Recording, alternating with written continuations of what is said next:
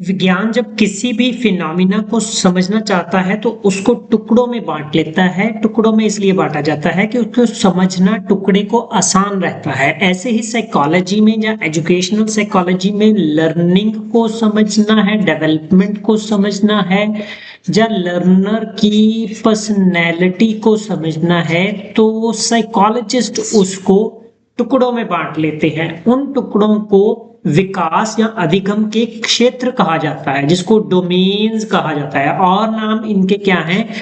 Dimensions और areas. इस video में समझेंगे कि डोमेन्स और डायमेंशंस डिफरेंट कौन कौन सी हैं और उनका इंटर रिलेशन जो डिटेल में नहीं होगा लेकिन उसकी क्वेश्चन जरूर आते हैं। ये समझ लेना चाहिए कि ये इंटर, हर डोमेन, हर पार्ट, हर एरिया दूसरे से रिलेटेड है और दूसरे पर डिपेंडेंट है। मेजर डोमेन्स कौन से हैं? फिजिकल है, कॉग्निटिव है, लैंग्वेज है, सोशल है, इमोशनल है, मॉरल है। लेकिन इनको ब्रॉड कैटेगरी 3 में ही बांटा जाता है।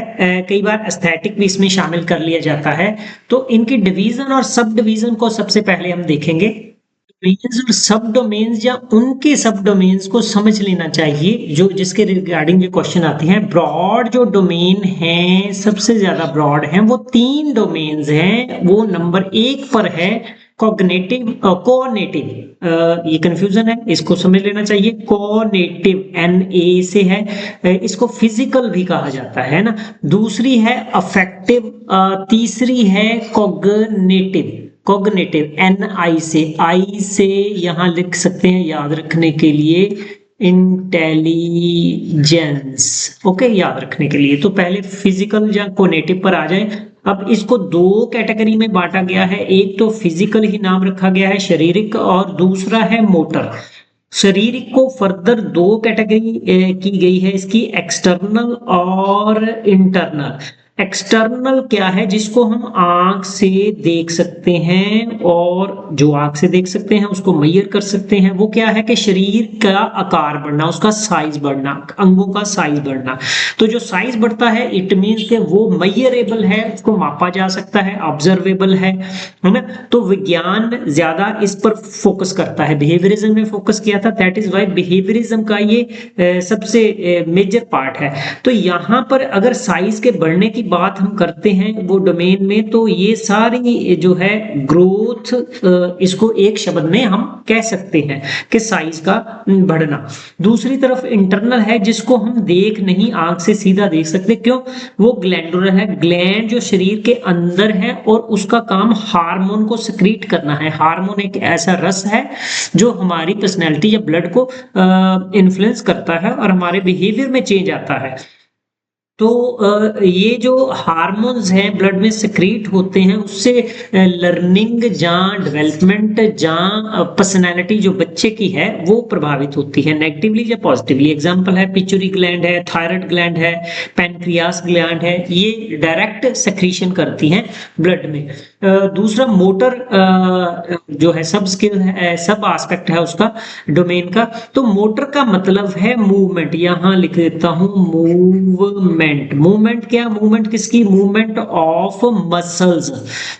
तो मसल्स जो हैं बड़े भी होते हैं। जो बड़े मसल्स की मूवमेंट है, या सारी बॉडी की, या लिम्स की, बड़े लिम्स की मूवमेंट है, उसको ग्रोस मोटर स्किल्स कहते हैं। जो छोटे लिम्स हैं या छोटे पार्ट हैं बॉडी के, हाथ हैं, पैर हैं, फिंगर्स हैं, उनको मूवमेंट में लाते हैं या उनकी मूवमेंट को कंट्रोल करते हैं। कंट्रोल करने की जो प्रक्रिया है उसको फाइन मोटर स्किल्स कहते हैं। अब मूवमेंट को कंट्रोल जितना हम कर लेते हैं, कंट्रोल का मतलब है जैसे बच्चा चाहता है वैसे वो अपने अंग को हिला के अपनी परफॉर्मेंस को बेटर कर सकता है। फॉर एग्जांपल फिंगर से ड्राइंग बनाता है नेचुरली, तो कितनी अच्छी ड्राइंग बनाता है, फाइन मोटर स्किल उतनी अच्छी हो गई, है ना। तो ये टोटल बॉडी को कितना, रनिंग कितनी अच्छी है, टोटल बॉडी को यूज कर रहा है। तो ये डेवलपमेंट के मेजर पार्ट आ जाते हैं। इससे क्वेश्चन जो है अधिकतर पूछे जाते हैं। आगे चल के इसको डिटेल में समझते हैं। दूसरा अफेक्टिव डोमेन या इमोशनल डोमेन में मेजर कौन से आते हैं? सोशल। मॉरल को मेजर में नहीं रखेंगे। सोशल क्यों है? जो जैसे आपके इमोशन होंगे वैसे ही आपके इंटरेक्शन होंगे। सोशल क्या है? एक व्यक्ति है और दूसरा व्यक्ति है, वो आपस में एक्ट और रिएक्ट करते हैं, ये हो गया इंटरेक्शन से क्या बन जाता है? रिलेशन। तो रिलेशन जहां भी आता है वहां सोशल डोमेन आ गई। हम एरिक्सन की थ्योरी इसमें डिटेल में आगे चल के पढ़ेंगे, इस वीडियो में थोड़ी, और उसके आगे जाकर सेकंड वीडियो में पढ़ेंगे। तो यहाँ पर अफेक्टिव डोमेन का संबंध सीधा सोशल से क्लोजली रिलेटेड है, क्योंकि जितना कोई व्यक्ति पॉजिटिव इमोशन को यूज करता है, फॉर एग्जांपल जॉय है, इमोशन है, खुश रहता है, तो रिश्ते अच्छे होंगे।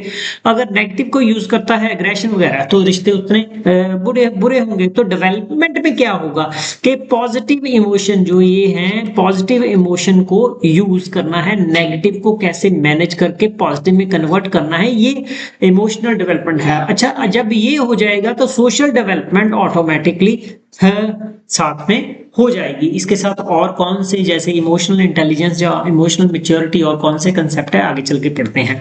मॉरल के बारे में थोड़ा सा क्वेश्चन मार्क रहेगा कि किस डोमेन में इसको रखना चाहिए। जब कोलबर्ग की थ्योरी जो मॉरल रीजनिंग की थ्योरी है, तो जब वो मॉरल रीजनिंग की थ्योरी है, रीजनिंग की बात आ गई, तो रीजनिंग किस में आती है? कॉग्निटिव में, तो ये वो कॉग्निशन में आ जाएगी। अगर मॉरल बिहेवियर, लेकिन उसकी कोई थ्योरी अभी तक इतनी वैलिड नहीं है जितनी कोलबर्ग की है, तो वो बिहेवियर वाला एस्पेक्ट किस में आ जाएगा? वो चला जाएगा यहाँ पर फिजिकल एक्सटर्नल में, बिहेवियरिज्म में। तो मॉरल का वैसे मतलब कोलबर्ग ने जस्टिस की तरफ लिया है, जस्टिस उसका राइट आंसर होता है, जस्टिस के लिए फाइट करना, जस्टिस के लिए सोचना, है ना। तो दूसरी तरफ अगर सिंपल मीनिंग इसका देखना है तो गुड और बैड, राइट और रॉन्ग के बीच में डिफरेंस करना है। तो नेक्स्ट डोमेन है हमारी कॉग्निटिव डोमेन। कॉग्निटिव आई से याद रखना है, इंटेलिजेंस इसमें डोमेन में आती है, आगे चल के करते हैं। इसके साथ ही जैसे रीजनिंग की बात कर दी है, थिंकिंग है, इमेजिनेशन है, बाकी चीजें आगे चल के करते हैं। हाँ, इसमें मेजर जो आती है सब डोमेन जो है वो लैंग्वेज डेवलपमेंट है। लैंग्वेज डेवलपमेंट इसी का पार्ट है। देखिए, आप हमने ज्यादा शब्द अपने माइंड में रखने हैं, मेमोरी में रखने हैं, तो कॉग्निशन चाहिए, मेमोरी पावर ज्यादा चाहिए, है ना। किसी की भाषा के कारण क्या है, किसी की भाषा को समझने के लिए कॉग्निशन, थिंकिंग, इमेजिनेशन और एक्यूरेसी ज्यादा चाहिए। अब भाषा क्यों कॉग्निटिव है? क्योंकि सारी भाषा सिंबल्स हैं। सिंबल्स जो होते हैं वो एब्स्ट्रैक्ट होते हैं, तो ये एब्स्ट्रैक्ट को समझना कॉग्निशन का काम होता है। सबसे ज्यादा डिफिकल्ट ये होता है। लास्ट में एस्थेटिक है, इसको नॉर्मली इसकी बात नहीं आती। एप्रिशिएशन ऑफ ब्यूटी जो करनी है वो, है ना, इसमें आती है। तो ये किस में ज्यादा जुड़ती है? ज्यादा जाके ये ज्यादा जुड़ेगी यहाँ पर इफेक्टिव डोमेन में। स्पिरिचुअल को बेशक दाना जौहर ने इसकी स्पिरिचुअल इंटेलिजेंस की, स्पिरिचुअल क्वेश्चन की, एसक्यू का जो कंसेप्ट दिया है, लेकिन अभी तक स्पिरिचुअल डोमेन या सब डोमेन को इसका पार्ट नहीं समझा जाता। दैट इज वाई एक बार टेट में क्वेश्चन सी टेट में आया था, जिसमें ये कहा भी गया था कि कौन सी डोमेन नहीं है, तो स्पिरिचुअल उसमें ऑप्शन थी, वो रॉन्ग रिस्पॉन्स, मतलब कांटा, यहाँ पर राइट आंसर उसका बनना था। तो अब एक क्वेश्चन है कि क्या सभी डोमेन, एक डोमेन में परिवर्तन आने से दूसरी डोमेन में परिवर्तन बिल्कुल नहीं आता? नहीं, ऐसे नहीं है। एक डोमेन, मान लीजिए ये डोमेन है, इसमें चेंज आया कोई इसमें, तो वो इस डोमेन को प्रभावित करेगी। दैट इज वाई इसको inter dependent and related domains को कहा जाता है। इसकी जो क्लियर लाइन हम ऐसे खींच दें, ऐसे नहीं हो सकती। थोड़ा सा क्वेश्चन एमसीक्यू की तरफ से समझेंगे, जो वर्ड ज्यादातर आते हैं। तो पहले फिजिकल मैंने मोटर यहाँ पर लिख दिया है, इट मींस मूवमेंट के साथ रिलेटेड। इसका मीनिंग क्या है? Development of movement, muscle control, coordination, 3 शब्द हैं जो इसको परिभाषित करने के लिए सबसे ज्यादा जरूरी चाहिए। तो पीछे हमने 2 इसकी डोमेन्स जो की थी सब, और यहाँ पर मैंने 3 का जिक्र किया है, लेकिन बेसिकली ये 2 ही हैं। एक तो हो गया ग्रॉस मोटर, स्थूल गतियां, जिसको कहा जाता है ग्रॉस मीन टोटल बॉडी को या लार्ज लिम्ब को यूज करना। दूसरा फाइन है, जिसमें हम छोटे जो है अंग, हाथ पैर या फिंगर्स को यूज करते हैं। तीसरा ऑब्जेक्ट कंट्रोल है, मैनिपुलेटिव स्किल्स भी इसको कहा जाता है, लेकिन ये ग्रॉस का ही पार्ट है। तो इसमें एग्जाम्पल क्या है, एग्जाम्पल में क्वेश्चन पूछे जाते हैं। ग्रॉस वॉकिंग है, होल बॉडी यूज हो, रनिंग है, जंपिंग है, जो हो चढ़ना है, कूदना, दौड़ना, चलना है। फाइन मोटर स्किल्स में लिखना है, चित्र बनाना है, बटन लगाना है, काटना है। तो ये एग्जाम्पल को देख के ये देखना है कि सारी बॉडी, जब बॉडी के बड़े पार्ट यूज हो रहे हैं तो ग्रॉस में चले जाएंगे, अदरवाइज वो फाइन में रहेंगे। तो तीसरी ऑब्जेक्ट कंट्रोल है कि आप बॉल को फेंकते हो, ये देखिए, कैच करते हो, किक करते हो, है ना, स्ट्राइक करते हो। तो ये सारे ऑब्जेक्ट कंट्रोल या मैनिपुलेटिव स्किल्स में आ जाते हैं। कुछ इसमें से देख सकते हैं, फॉर एग्जांपल इसमें ये रनिंग है, होल बॉडी यूज हो रही है। ये थ्रोइंग है, ऑब्जेक्ट कंट्रोल है। और ये बच्चा जो एक्टिविटी कर रहा है, दिखाई दे रहा है कि होल बॉडी को यूज कर रहा है, तो ये होल बॉडी भी है और इस ऑब्जेक्ट को कंट्रोल भी करना है। अब फुटबॉल को कंट्रोल करना है इसके साथ, तो ये ऑब्जेक्ट कंट्रोल हो गया, है ना। नेक्स्ट है, ये भी क्या है, ऑब्जेक्ट कंट्रोल है। ये देखिए, बच्चा अपने फिंगर के साथ यहाँ पर इनको यूज कर रहा है, इनको यूज कर रहा है, फिंगर्स के हाथ और फिंगर्स को यूज कर रहा है इनको कंट्रोल करने के लिए, अच्छा डिजाइन बनाने के लिए। तो ये किस में आ जाएंगी, फाइन, यहाँ लिखता हूँ फाइन मोटर स्किल्स में आ जाएंगे। आगे चल के देखते हैं, ये देखिए होल बॉडी यूज हो रही है, ग्रॉस में आ गया, है ना, बटन लगा रहे हैं, तो ये किसमें आ गया, फाइन मोटर में आ गया। वापस चलते हैं। अच्छा, अगर आप एडिशनल पढ़ना चाहते हो तो ये बुक में आप डिटेल पढ़ सकते हो, मेरी बुक में। इसमें क्या है कि जो प्रिंसिपल्स हैं ग्रोथ या डेवलपमेंट या इन मोटर स्किल्स के साथ, है ना, रिलेटेड है, उनको डिटेल में पढ़ सकते हैं। फॉर एग्जांपल सेफेलोकॉर्डल है, पहले भी पढ़ा है, प्रॉक्सिमो डिस्टल है, और ये ग्रोस टू फाइन प्रिंसिपल है। ये प्रिंसिपल जो डिटेल में अगर पढ़ने हैं, जो इससे क्वेश्चन बनते हैं, even postnatal, prenatal, ऐसे सभी इसमें मैंने ब्रीफ में जिससे एमसीक्यू बनते हैं ना, वो देख सकते हैं आप। और इसके नोट्स जो हैं, ये बुक से थोड़े ब्रीफ नोट्स होंगे, वो learn2actualize.in पर आपको अवेलेबल है, नीचे लिंक दिया गया है। अब सेकंड है कॉग्निटिव या इंटेलेक्चुअल डेवलपमेंट। तो इसके अर्थ क्या है, मेंटल प्रोसेसेस है नंबर 1 वर्ड जो है, मेंटल प्रोसेसेस इन्वॉल्व है, जो लर्निंग और थिंकिंग जो मेन है इसमें। इसकी सब डोमेन देख लेते हैं कौन कौन सी है। परसेप्शन है, अटेंशन है, मेमोरी है, थिंकिंग है, रीजनिंग है, प्रॉब्लम सॉल्विंग है, कंसेप्ट फॉर्मेशन है, इमेजिनेशन है, क्रिएटिविटी है। इसके अलावा और भी है, लेकिन वो बुक में मैंने ऐसे दिया है, जैसे परसेप्शन है, इसका मतलब है इंटरप्रिटेशन, जो सेंसेस के जरिए, आंख के जरिए, कान के जरिए आपके अंदर जो इंफॉर्मेशन जाती है ना, कोई आपने रस्सी देखी, वो मन के जरिए दिमाग तक पहुंची, तो उसका मीनिंग बनाया, इंटरप्रिटेशन की, वो रस्सी है या सांप है, राइट और रॉन्ग हो गई। किसके साथ, थ्रू इसकी ब्रीफ एग्जाम्पल भी साथ में दी गई है। अटेंशन है, अटेंशन का मतलब कंसंट्रेट करना या फोकस करना किसी एक टास्क पर, है ना। मेमोरी क्या है कि आप यहाँ पर जाके समझते हैं मेमोरी को। फॉर एग्जांपल ये ह्यूमन माइंड है, और ये ए फॉर एप्पल, जो ये मेमोरी में यहाँ पर रख लिया, और इसको कितनी देर तक रखा, ए को अंदर, और जब चाहा इसको बाहर ऐसे निकाल लिया। तो ये प्रोसेस मेमोरी की प्रोसेस है। फॉर एग्जांपल के ये जो पहले फोकस किया, उसके बाद इसको इनपुट को अंदर रखा, और कितनी देर तक सुरक्षित रिटेन रखा, और उसके बाद बाहर निकाला, जिसको रिकॉल कहते हैं। बेसिकली ये recalling is the main word इसमें। इसको आप रेफ्रिजरेटर के साथ बिल्कुल एसोसिएट करके समझ सकते हो। रेफ्रिजरेटर में चीज रखते हैं, सुरक्षित रहती है, जब चाहते हैं उसको बाहर निकाल लेते हैं। थिंकिंग क्या है, मेंटल मैनिपुलेशंस ऑफ आइडियाज, आप आइडियाज को जनरेट करते हैं, इमेजिन करते हैं। थिंकिंग बेसिक है कॉग्निशन का, रीजनिंग क्या है, आप पार्शियल इंफॉर्मेशन से किसी कंक्लूजन तक पहुंचते हो, उनमें एसोसिएशन देखते हो, जहां किसी भी अवेलेबल इंफॉर्मेशन या एविडेंस से आप नया कंक्लूजन, जो वैलिड कंक्लूजन निकालने की कोशिश करते हो, तो उसको रीजनिंग कहते हैं। इंडक्टिव और डिडक्टिव रीजनिंग दो मेजर एस्पेक्ट हैं जो पूछे जाते हैं हर बार एग्जाम में, इसको थोड़ा सा समझ लेना चाहिए। Inductive, deductive. इंडक्टिव को याद रखने के लिए आई से इंस्टांस याद रखिए, इंस्टांस। ओके, तो इसको अगर नहीं है तो वॉवल के साथ वॉवल, सॉरी ये रहा एग्जाम्पल याद रखिए। जब टीचर एग्जाम्पल पहले पढ़ाता है या सामने रखता है, उनको एनालाइज करने को कहता है। एनालाइज करने के बाद उसका कंक्लूजन, जनरलाइजेशन जिसको कहते हैं, जनरलाइजेशन उसकी तरफ लेके जाता है। तो ये प्रोसेस इंडक्टिव प्रोसेस होगी, जिसको क्या कहते हैं, पर्टिकुलर एग्जाम्पल से, वो पर्टिकुलर एग्जाम्पल से जनरल कंक्लूजन की तरफ लेके जाता है। P to G इसको कहते हैं।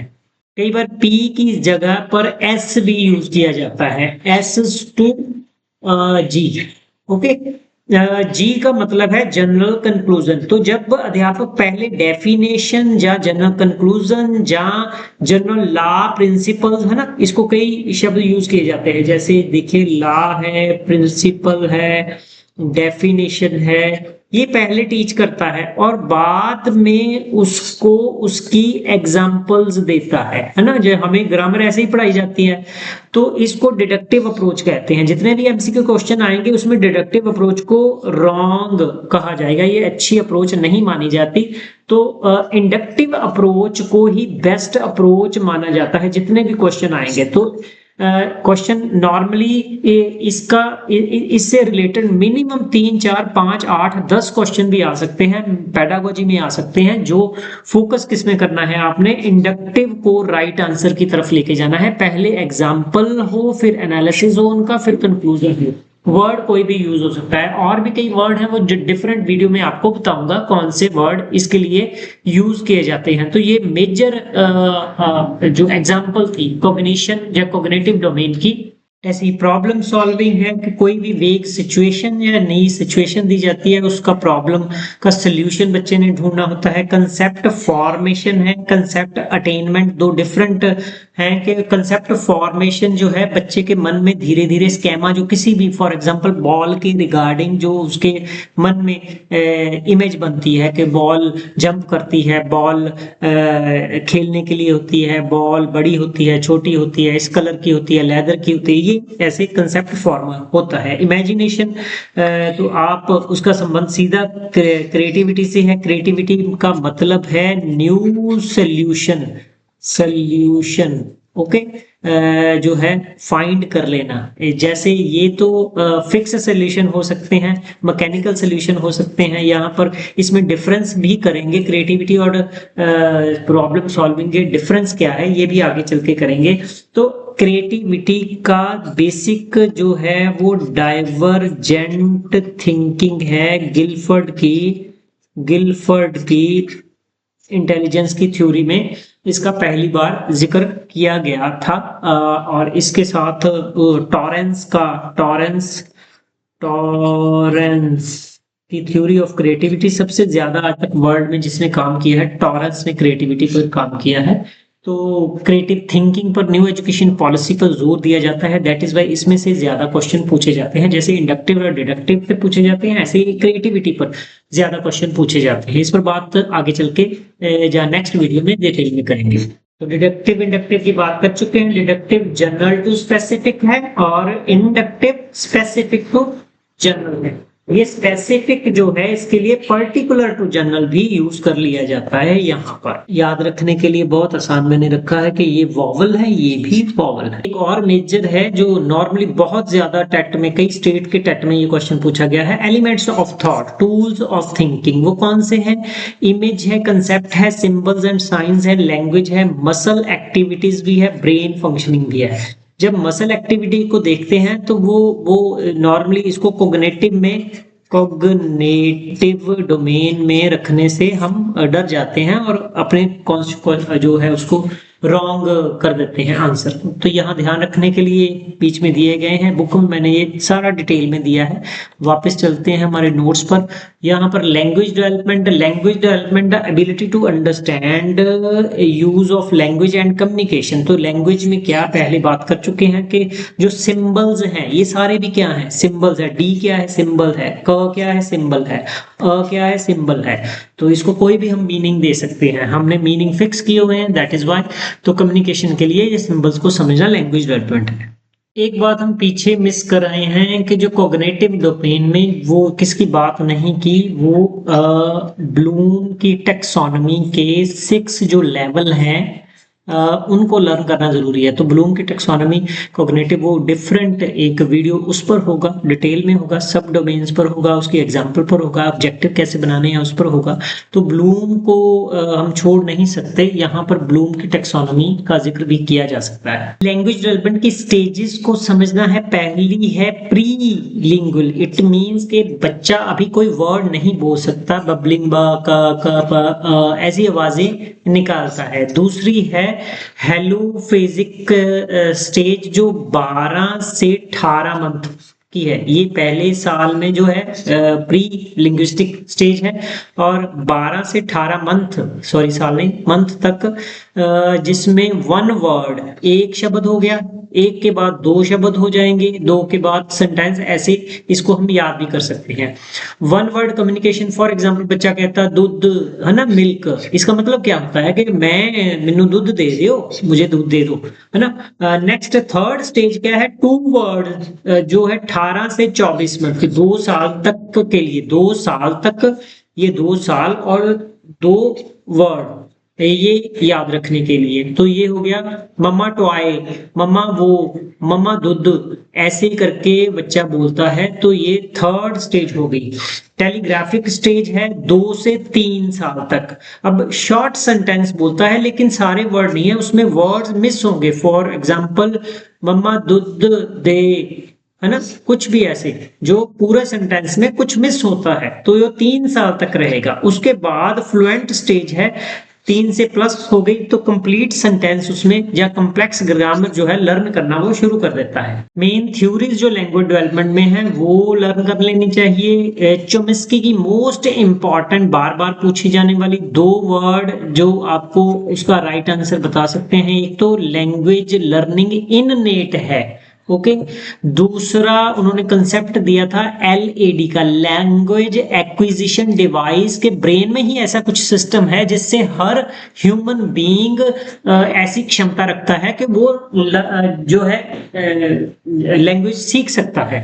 सेकंड है पियाजे की कॉग्निटिव डेवलपमेंट की थ्योरी, हम डिटेल में पढ़ेंगे। तो यहाँ कंसेप्ट कॉग्निटिव मैच्योरिटी का है। वाइगोत्स्की के साथ उसका कंपैरिजन हमेशा ही किया जाता है कि पहले पियाजे किसको कहता है कि पहले कॉग्निशन डेवलप होती है, बाद में लैंग्वेज, पहले C है फिर L है।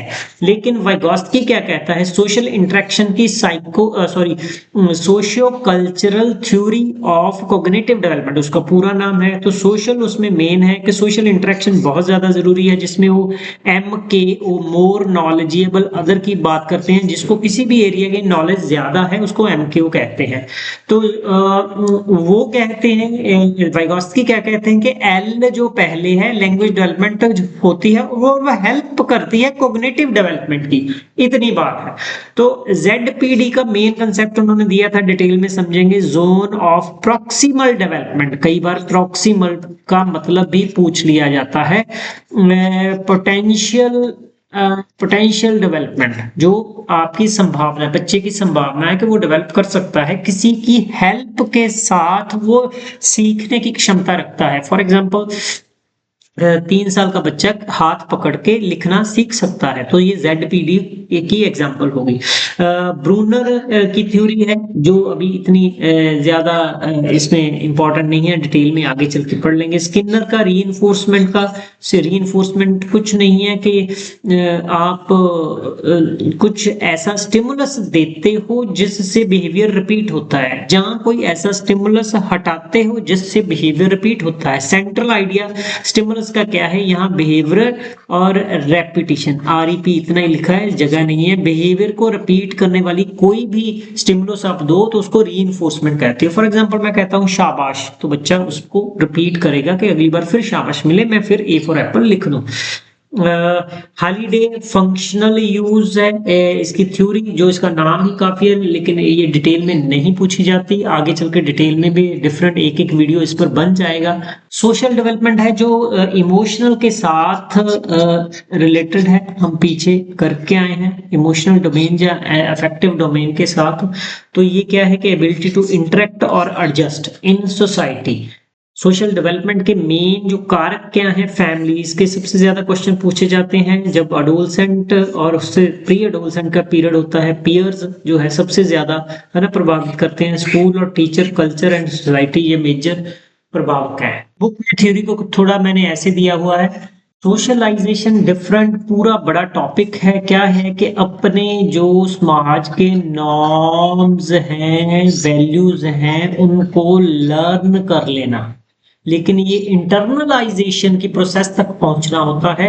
तो ये थोड़ा डिटेल में डिस्कस करने वाला चीज है कि हम जिस सोसाइटी में रहते हैं उसकी नॉर्म्स और वैल्यूज को लर्न इतना कर लें कि हमारी पर्सनैलिटी का पार्ट ही बन जाए, तो वो सोशलाइजेशन है। एन कल्चर और ए कल्चर, इसमें डिफरेंस समझ लेना चाहिए। एन कल्चर लर्न क्या करना है, ओन कल्चर, अपना कल्चर।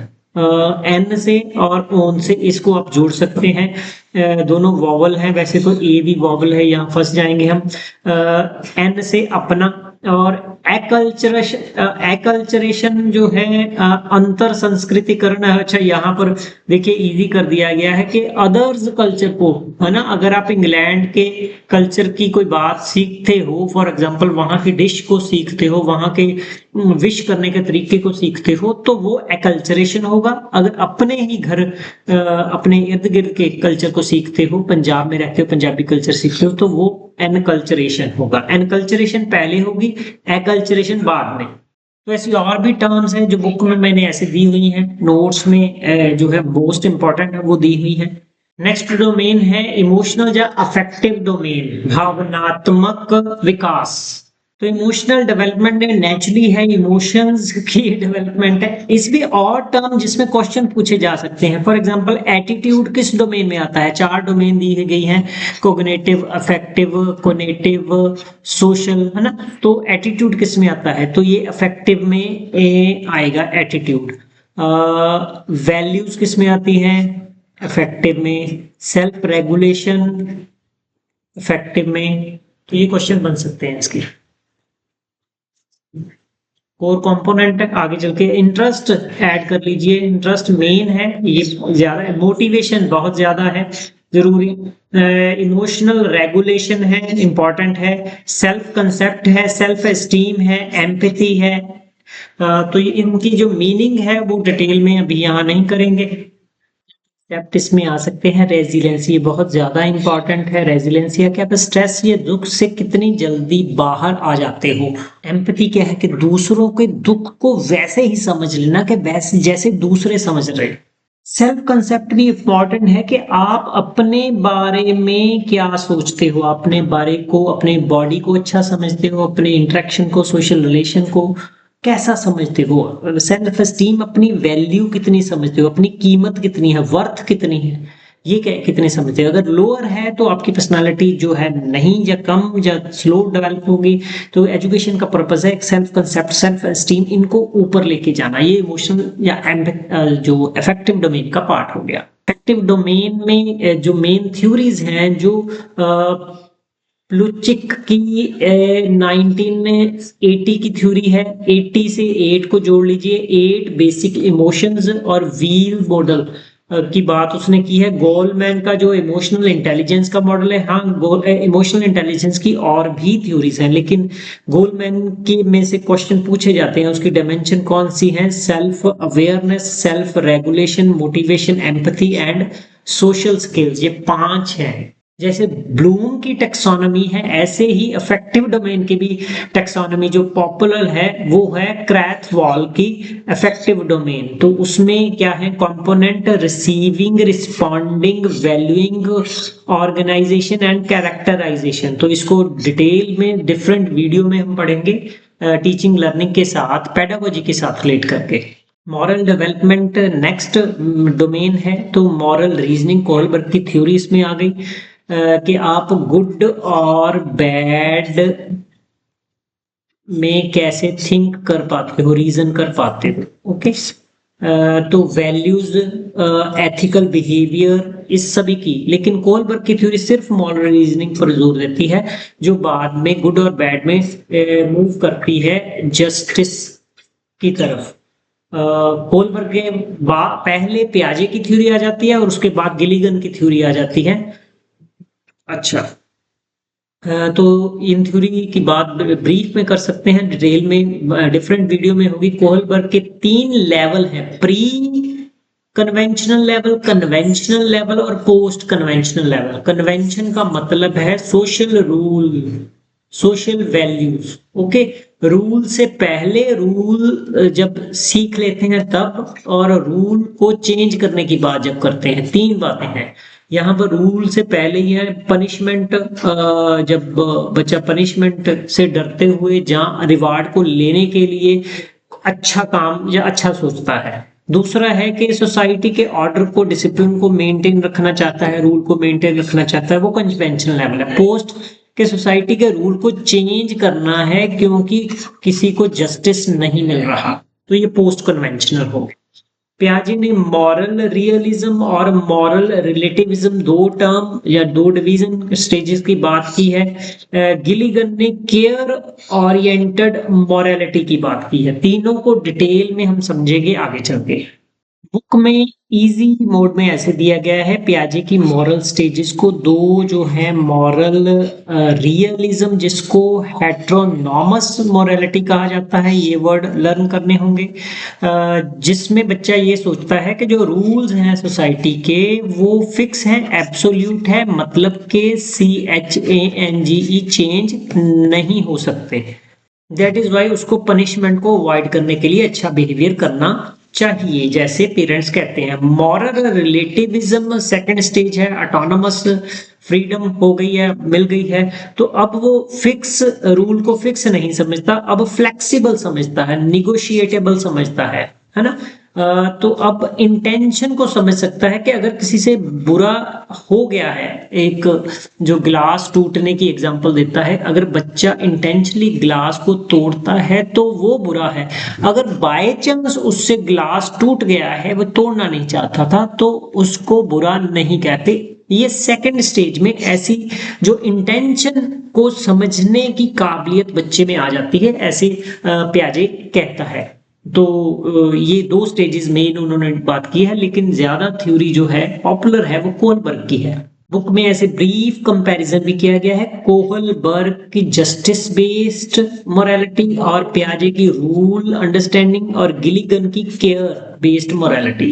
आप सीटेट या पीटेट की तैयारी करना चाहते हैं तो ये learn2actualize.in पर बहुत ही सस्ते ये प्रोग्राम अवेलेबल है, लर्निंग मॉड्यूल अवेलेबल है। CDP पिछले साल के सारे पेपर 2011 से 24 तक 79 में है। CDP टॉपिक वाइज सारे LMS पर अवेलेबल है 79 में। SST के प्रीवियस ईयर के सारे पेपर 60 के सेट जैसे आए हुए हैं 99 में है। इंग्लिश के ऐसे सारे सेट है 79 में। ऐसे ही SST के टॉपिक वाइज भी एंटर हो चुके हैं। टॉपिक वाइज के जो डिवीजन है, फॉर एग्जांपल ज्योग्राफी के, सिविक्स के और हिस्ट्री के जैसे 26 वो डिवीजन बनती है। हर टॉपिक के कौन से क्वेश्चन पिछले सालों में डिफरेंट टेट में आ चुके हैं, वो ये बहुत अच्छी एक्सरसाइज। अगर आप कुछ नहीं करना चाहते तो इतना कर सकते हो, लेकिन ये टोटल पैक बहुत ज्यादा सस्ता है। चाहे हिंदी लैंग्वेज के अवेलेबल है, तो ये सारा जो पैक है 179 में आपको अभी तक अवेलेबल है। ये लिंक नीचे दिया गया है, इस पर क्लिक कर सकते हैं। एक्सरसाइज के लिए कुछ क्वेश्चन हैं, जल्दी जल्दी करेंगे। Domains of learning and development are best described as independent है ये डोमेन्स चारों। ओनली, ये ओनली आ गया तो टैग है, ये गलत ही होता है response. Physical and mental related है, इंटर रिलेटेड है, इंटरडिपेंडेंट है। तो हम समझते हैं कि ए कोग्निटिव, अफेक्टिव, कोग्निटिव मेन है, ये सारी ही एक दूसरे से रिलेटेड है। ये इससे रिलेटेड है, ये इससे रिलेटेड है, और ये इससे रिलेटेड है, इंटरडिपेंडेंट है। कमीज के बटन लगाना, कागज काटना, ये किससे संबंधित है? तो ऑब्जेक्ट को कंट्रोल नहीं कर रहे, बड़े लिम्ब नहीं यूज हो रहे, तो बटन के लिए आप फिंगर्स को ये इतनी है ना, इसको यूज कर रहे हो। तो ये हो गया फाइन मोटर स्किल। नेक्स्ट है which domain mainly include memory and thinking and reasoning. तो क्लियर है, आंसर दीजिए। Cognitive domain. Deductive reasoning mean, अब हमने क्या किया था, हमने किया था आई याद रखा था, इंडक्टिव, इंडक्टिव आई, इससे वॉवल से एग्जाम्पल है ना।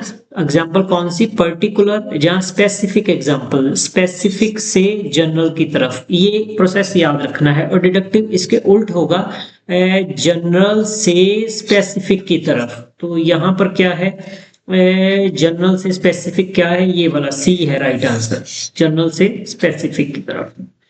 ये क्वेश्चन बहुत ज्यादा पूछा जाता है, थोड़ा सा बड़ा कर लेते हैं इसको। Babbling stage of language development is also called, तो अभी वर्ड नहीं यूज हो रहे, तो prelinguistic stage. According to Chomsky, language development depends mainly on reinforcement. Skinner ने कहा था SKINNER, ये उसकी पॉपुलर थ्योरी है। सोशल इमिटेशन नहीं, उसने कहा LAD, innate language acquisition device, ये चमस्की की theory. C is right answer. Family, peer, school and culture influence which domain, तो ये वेरी इजी है, social domain. Socialisation refers to learn motor skills, नहीं, social norms, learning social norms, ये वाला ठीक है, right answer. Okay, self concept, empathy, emotional regulation is part of emotional या affective, affective domain. Next है Plutchik model of emotion is known, तो किसके लिए है ये? Wheel of 8 emotions, right answer है इसका। नेक्स्ट है receiving, responding, valuing, organising, characterisation belongs to, किस? कॉग्निटिव नहीं, इसके साथ ब्लूम रिलेटेड है। ओके, साइकोमोटर नहीं की, मॉरल नहीं है, इसकी कोई डोमेन नहीं है, इसकी है, तो राइट आंसर ये है, ये वाला साइको, सॉरी ये वाला इफेक्टिव डोमेन, साइकोमोटर नहीं है। मैं क्या करता हूं कि इफेक्टिव का क की आवाज आती है ना सी में से, ये क की आवाज को ऐसे क लिख लेता हूं, और क्रैथ वेल याद रखता हूं, क्योंकि उसका जो है डोमेन दी हुई है, जैसे ब्लूम ने कॉग्निटिव की दी हुई है। नेक्स्ट क्वेश्चन है विच theory explain moral development in stages. तो जस्टिस जहां आ गया वहां पर कोहलबर्ग भी आएगा, है ना। जहां पर केयर आ गया, केयर, तो वहां गिलिगन आ जाएगा। प्याजे आ गया, वहां रूल आ जाएगा, ऐसे याद रख सकते हैं। गिलिगन एम्फेसाइज्ड मॉरल, गिलिगन नैतिकता किस आधार माना है उसने, है ना। तो ये केयर वाला आंसर हमारा राइट है। और डोमेन, सभी विकास के क्षेत्र साथ साथ विकसित होते हैं, तो साथ साथ आ गया इंटरडिपेंडेंस, ये इंडिपेंडेंट नहीं होगा, इंटर रिलेटेड आएगा, जहां इंटर डिपेंडेंस, सी यहाँ पर राइट आंसर है। एजर्शन के क्वेश्चन है physical development influence cognitive development, बिल्कुल ठीक है। अगर हमारे चोट लगती है तो हमारे इमोशंस या हमारी थिंकिंग जो डिस्टर्ब हो जाती है, तो ये बिल्कुल ठीक है। Brain maturation support, brain maturation support thinking, बिल्कुल ठीक है, ब्रेन थिंकिंग को ही सपोर्ट करेगा, तो दोनों ही ठीक है, यहाँ पर ए राइट आंसर हो जाएगा। नेक्स्ट है assertion language development depends only है तो शक कीजिए, ये गलत हो सकता है। ऑन रीइंफोर्समेंट, रीइंफोर्समेंट की थ्योरी स्किनर की थ्योरी है। स्किनर तो चोमस्की की मेन थ्योरी है जिसने एलएडी की बात की है, तो यहाँ उसकी बात नहीं की, पहले वाला गलत है। चोमस्की propose innate language acquisition device, ये वाला ठीक है। रीजन ठीक है, किसमें रीजन ठीक है? रीजन ठीक है ये और ए फॉल्स है ये वाला। हाँ बिल्कुल, डी इज राइट आंसर इसमें। Emotional development include self regulation and empathy, बिल्कुल ठीक है। सेल्फ रेगुलेशन, अपने आप को, इमोशंस को कंट्रोल करना। एम्पैथी, दूसरे की फीलिंग्स को उसी तरह से समझ पाना जैसे वो समझ रहे हैं। तो गोलमैन ये ठीक है। गोलमैन सहानुभूति को भावनात्मक बुद्धिता में घटक मानता है, बिल्कुल मानता है, ये बिल्कुल ठीक है। तो यहाँ पर दोनों ही ठीक हो गए, ए रो ऑप्शन यहाँ पर ठीक होगी। Moral development progress through fixed stages, हाँ स्टेजेस बात की गई है यहाँ पर। एक स्टेज, दूसरी स्टेज, सॉरी लेवल है ना, यहाँ प्री कन्वेंशनल है, ये कन्वेंशनल है, यहाँ पोस्ट कन्वेंशनल है। तो इतनी बात है। ये रूल्स हैं सोसाइटी के, ये सोसाइटी से पहले है, ये सोसाइटी के रूल्स को चेंज करने की बात करता है। इतनी थ्योरी है सारी। और इसमें से क्या होगा? मॉरल डेवलपमेंट पहले ठीक है, इसको फ्लिप करेंगे। Right answer Kohlberg proposed pre conventional, conventional and post conventional, तो दोनों ठीक है, ए राइट आंसर है, डिस्कस हो चुका है। फिफ्थ एंड लास्ट क्वेश्चन है यहाँ पर, एजर्शन का social development is influence by peer and school, बिल्कुल ठीक है। और सामाजिक विकास संस्कृति से स्वतंत्र है, ऐसे नहीं होगा। कल्चर जो है वो सोशल को प्रभावित करेगा, क्या करेगा?